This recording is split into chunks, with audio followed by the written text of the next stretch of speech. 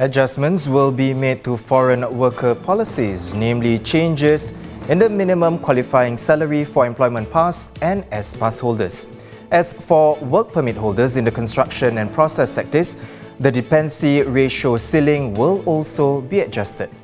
Well, let's first look at the changes for employment pass holders. From September this year, the minimum qualifying salary for new applicants will be raised from the current $4,500 to $5,000. For the financial services sector, it will be raised from the current $5,000 to $5,500. For renewals, these changes will apply from September next year to give businesses enough time to adjust. For S-pass holders, the minimum qualifying salary will be raised in phases. In the first step, from September this year, the minimum qualifying salary for new applicants will go up from the current $2,500 to $3,000. Meanwhile, a higher minimum qualifying salary of $3,500 for the financial services sector will be introduced. Thereafter, the salary criteria will be raised in September next year and again in September 2025. The specific values will be announced closer to the implementation date. Similar to EP, the changes for renewal applications will take effect a year later.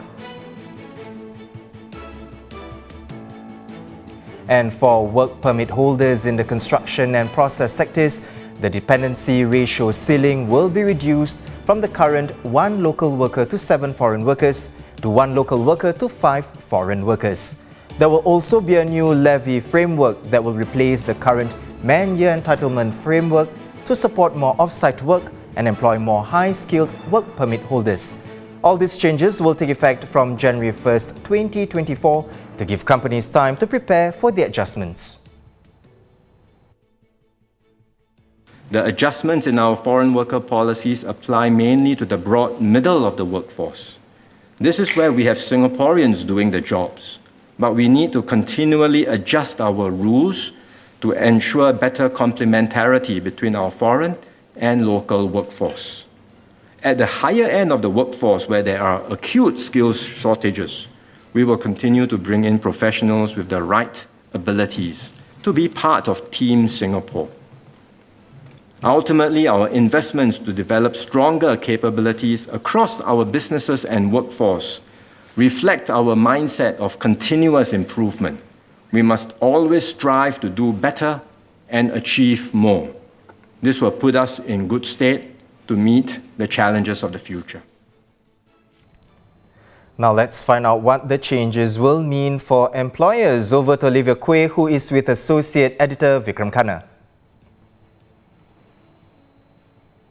Thanks again, Haryanto. So Vikram, companies are still recovering from the pandemic. So is this the right time then for the government to make it harder for companies to hire foreign workers? Well, Olivia, this is not anything new. Raising the qualifying salaries for EP holders as well as S-pass holders has been going on for several years and is going to keep going on through 2025, as we pointed out here. Now, the important thing at this stage is that the changes are mainly focused on the middle end of the job market. It's not so much at the construction worker or process worker level. It's more the middle end.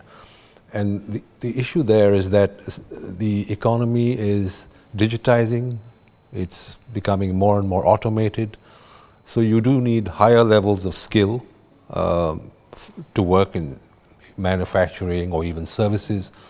And so it makes sense to sort of have a higher qualifying salary.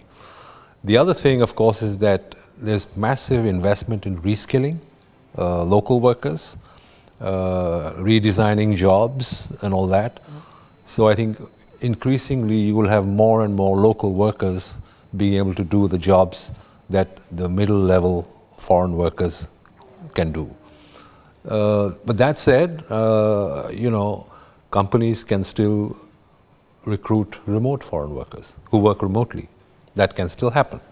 So it's not that they've been shut out.